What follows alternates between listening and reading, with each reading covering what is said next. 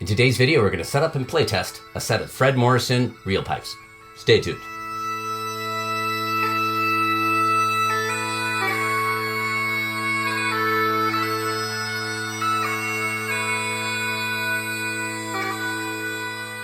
Well, hello, I'm Matt Willis Bagpiper, and on this channel I make videos to make you a stronger and more confident piper. If you like this kind of content, please think about giving the video a like, subscribing to the channel, and commenting below with any thoughts you might have. I also teach Skype and online lessons if you want more personalized instruction, but more on that later. So in front of me here we have a set of Morrison Reelpipes by Fred Morrison, a bellows-driven set. I've had these now for a number of years, but I'm not going to lie, I've somewhat neglected my practice on this set. I have a lot of different sets, and this one just kind of made it to the back of the closet, if you will, and I haven't played it recently. There will be a full photo gallery of this set and the bellows and everything at the end of the video, so stay tuned for that. But with this lovely green color, and it being the St. Patrick's Day season, well, I don't know, that's as good of an excuse as any to get these things back up and going. So let's go over what I'm going to do to bring these back up into playable shape and, yeah, do a little bit of playing and a review on this set of pipes. Now, last time I played these, the Chanter was going exceptionally well, so I am not going to be taking the Chanter out unless I absolutely have to. In fact, Fred Morrison himself spoke at a workshop about even suggesting taping the Chanter onto the stock so that you don't get in here to start futzing with things you don't need to mess with. I'll have a photo on screen of what the reed and everything looks like in here so you can have your curiosity sated. The drones were pretty out the last time I fired these things up. That was quite some time ago. We're going to see where they're at. So I'm going to start with just the Chanter. There's a switch on this set right here to actually turn the drones on and off. So we're going to start this with the drones off, making sure the Chanter is at least close to being in tune and what number it's coming in at. Now, the Reelpipes here are in A440 concert pitch. So I'm going to go ahead and reset the bra tuner here to 440. And if you want more advice on how to tune your Chanter using the broad tuner, there is a video right up there and in the description below on this tuner and how you can use it for pretty much any kind of bagpipe in the world. Let's get these bellows on. I tend to put it on my arm first, then wrap it around the body. The bellows are quite lovely. They're padded on both sides, so my hip and my elbow are both kind of protected from the otherwise hard wood of the bellows. So you can hear there. These are quite out of tune. Reeds may need some adjusting. We'll take a look at all of that as needed. For now, though, with this switch right here, I'm going to go ahead, push it down, turn it off, and have a go with just the Chanter.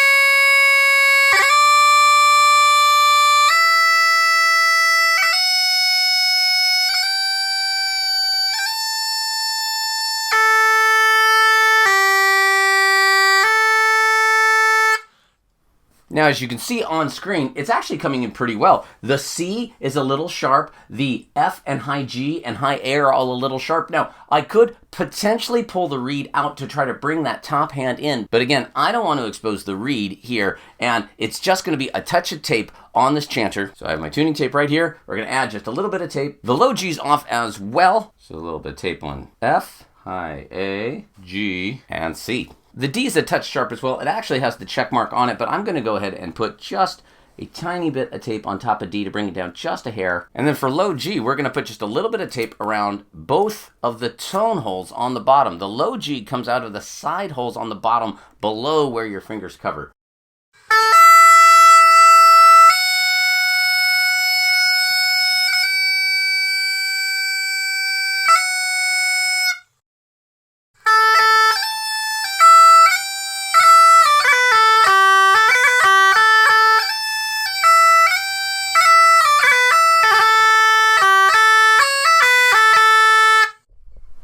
Now, one of the things about this Reelpipe Chanter that is super cool is that you can cross-finger all sorts of accidental notes, the notes between our main notes, the ones that won't even show up on this. So we're actually going to take that out of the camera for just a moment, and I'm going to show you some of the alternate fingerings that can get you some additional notes.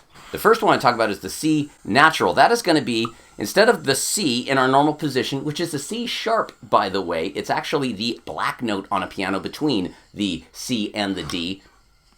instead of the C sharp, to get a C natural, lift the pinky, lower the ring finger instead. So the middle finger and pinky are up. And you should get a nice C natural.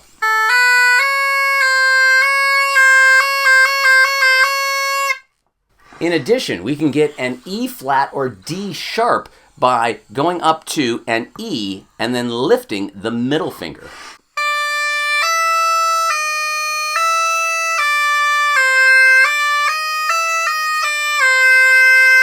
There's also an F natural. So normally the F you hear on a set of real pipes or Highland pipes is an F sharp, not an F natural. Again, it would be the black key on a piano between the F and the G.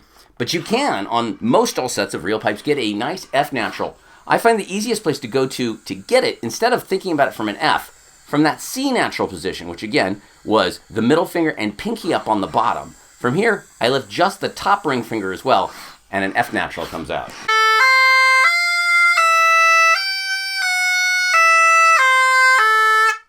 Yeah, it's kind of creepy sounding with all those accidentals in there, but it gives you a way wider range of notes that you can play on this particular instrument to give the music a different flavor and character than standard Highland bagpipe music.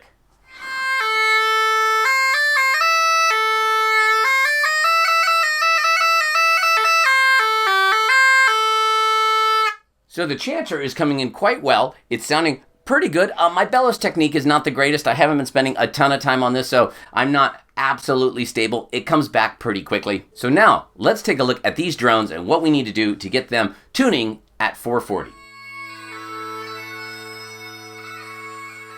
Now for the drones, I'm actually going to go to a different tuning app. This is the iStrobosoft app. The Broad Tuner does indeed have a drone tuning app. I'm just more comfortable and it's more visually clear on the screen here to see the iStrobosoft app. For drone tuning individually, either the iOS or Android versions will work. If you wanted to use this tuner, however, to either assist in low note detection, which means that the tuner will pick up the drones even while the chanter is sounding, or if you wanted it to be able to tune the chanter, at this time you would need the iOS. That's iPhone and iPad versions. The Android versions at this time do not have what they call sweeteners, which is the ability to in-app purchase other settings, including Great Highland Bagpipe settings, which the real pipes are pretty much tuned to. One of the things on the iStrobosoft app you need to make sure is that you have the frequency set correctly. Now this is a concert pitched instrument, so I have it set at 440. If you press and hold where it says concert A equals on the bottom, if your pipes are tuning at something other than 440, you can use this slide to go up and down by 1 hertz at a time. And if you need to get to a decimal point, the plus and minus signs will get you to that particular frequency. So let's say your real pipes are coming in at 442.3 instead of 440. Not a big deal. You can still get the drone set up on this app. Just put 442.3 in on the slider here and use that as your base low A. When you go to start looking at the readout of the tuner, you're going to want to look at the letter it's showing. And we're looking for it to be an A and not an A sharp. You can see some of the sharp signs show up here. If that sharp sign's there, that's a different note entirely. You're also going to see that for this drone, it should be coming in at 220. It is half the hertz. It's half the frequency of the low A of the pipe chanter itself. So you should also see in the hertz that it says 220. And if for some reason it says either MIDI or cents down underneath the letter reading, just click it again until it says hertz. We have the iStrobosoft here set at 440. I'm going to go ahead and start with the middle-sized drone. So on a set of real pipes, there are 3 drones. There's a bass and a tenor, but instead of the baritone that many sets of small pipes has, it has an alto drone. It has a E drone that is higher pitched than either of the others. I believe Mr. Morrison just thought it was a better fit with the tonality of the chanter, and I have to agree, it's a lovely addition to the sound.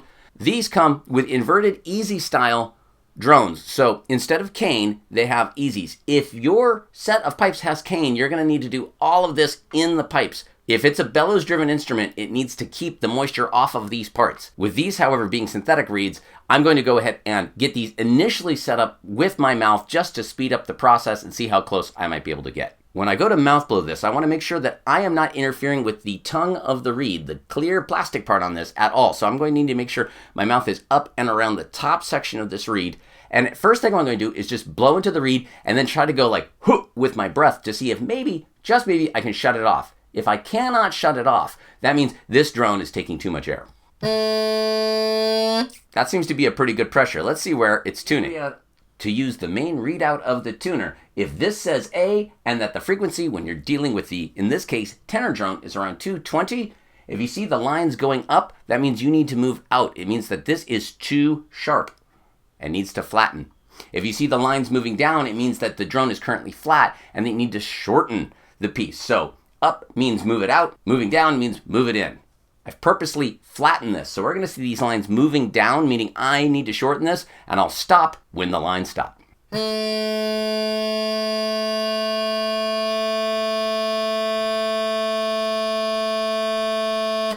Now this is approximate tuning. I'm not saying this is going to be perfect when it's in the stock here being blown by the bellows with everything else. I'm going to go ahead and insert that back into the main stock. When I do that, I like to try to make sure that the tongue kind of faces more or less toward the center of everything.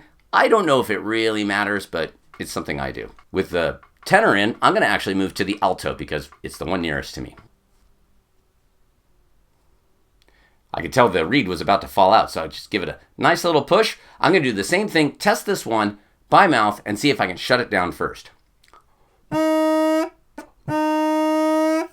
If anything, it might shut down even just a little bit too easily. If it's shutting down too readily, you can take the bridle right here, and on the screen you'll see an image, and you'll want to move the bridle so that more of the tongue is vibrating. With these easy drones, if you see the adjustment you make, it was probably too big. Just your fingernail on there and the suggestion that you've moved it can sometimes be enough to adjust the reed on one of these guys. So that's taking just slightly more air. I put my fingernail on the bridle and I thought about moving it up. There was a little bit of push, but I did not see it move, and yet it's taking a more appropriate amount of air now before it shuts down. For the alto drone, it should be saying E up here. Let's see if it's doing that.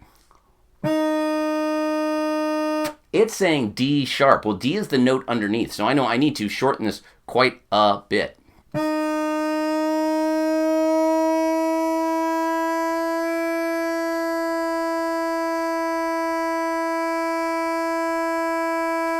Now that's tuning fairly low on the pin, but the reed itself is sticking out quite a long ways. I'm actually going to take some of the string off the bottom of this and seat it more deeply. As the reed seats more deeply, the top will move the direction that the reed moves. So if you push the reed in, the top will have to go out to stay in the same tuning. If you pull the reed out some, it'll do the same thing. Well, it'll do the opposite thing. It'll move the drone top down.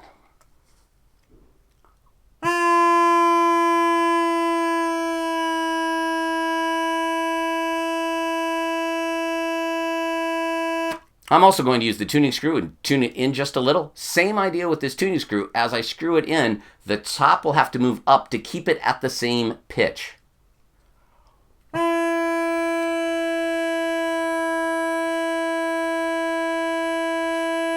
With these small pipe and reel pipe style drones, I don't find it particularly necessary to show like a little bit of string. I don't want it right against the mount, and I don't want it about to dangle off, but it doesn't seem to have the magical properties that showing a little bit of hemp on, say, a set of Highland pipes, may or may not have. Just have it tuned comfortably in the middle, and you want the tension, like all of these things, to have the ability to move the drone top with just 2 fingers and your thumb, and yet firm enough at the bottom that it stays in the stock, doesn't come out, and doesn't twist. And then the bass. This bass is as long as a Highland bagpipe bass, just smaller in diameter. I'm actually going to take the top off for now while taking this bottom section out because I don't want to hurt anything. Now for the bass, it's quite long. I'm not going to be able to put all of that in my mouth. That said, I can put my mouth around the reed sideways. Again, nice wide lips, get your teeth, tongue, all of that out of the way, but you should be able to mouth blow it sideways and get a reading. Now this one is an octave below the tenor drum, so it should be showing about 110. Again, we want to see an A, no sharp, 110. We'll see how we're doing. But first, let's see if it shuts off. Not bad, maybe a little thirsty. We're going to try it in the whole set before I do any further adjustments to its strength.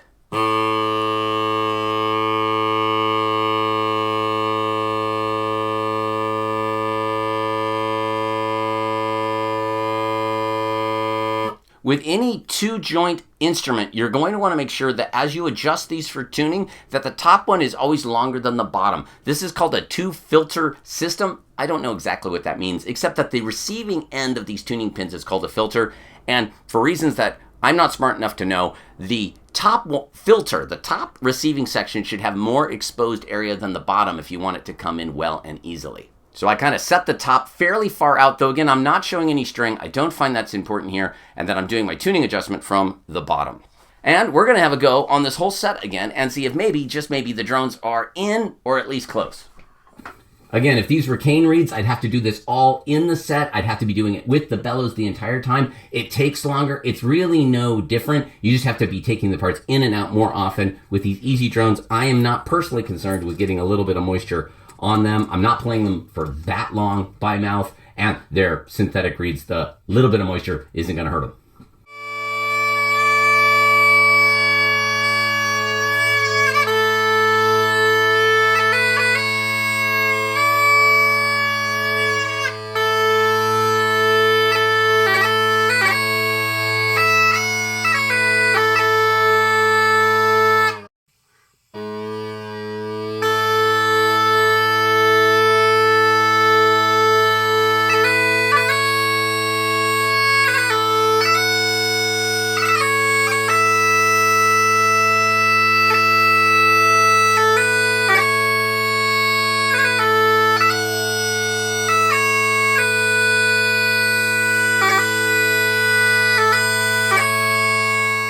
In kind of following through with that, all of the drones were somewhat close, but they were all actually sharp when being mouth blown versus how they're playing in this stock and at the pressure of this. I was likely blowing a little hard by mouth compared to the pressure they're getting here, or how they're interfacing with the stock and the valve at the bottom that the switch is connected to.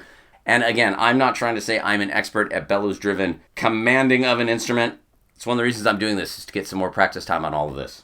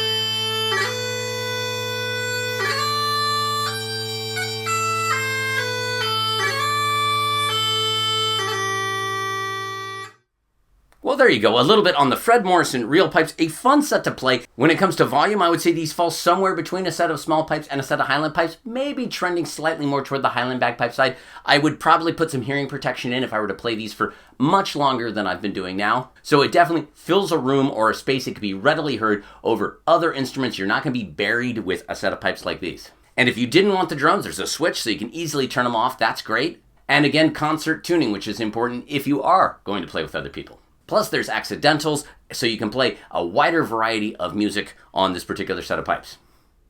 Well, thank you so much for watching, everybody. If you got something on this video, please think about giving it a like, subscribing to the channel, and commenting below with any thoughts you might have. I also have a Patreon where as little as $1 a month goes a really long way to helping support the channel. You'll see names now of folks scrolling up. These are folks that support the channel monthly. I'd love to add your name to this list. You often get early access to videos and other perks, so check out my Patreon. I also teach Skype and online lessons. Go ahead and head over to www.commandyyourbagpipe.com or email me at the address you see down here, and we'll get you going. I'm working with folks from all over the planet, and I hope to work with you soon. I also have a line of Command Your Bagpipe and the new prescription bagpipe merchandise like this mug here, but there's t-shirts and hats, hoodies, all sorts of stuff. Go over, check it out, and let the world know that you have a prescription for your bagpipe addiction. Well, thanks again for watching, everybody. Stay tuned for the photo gallery. But until next time, I'm Matt Willis. Cheers.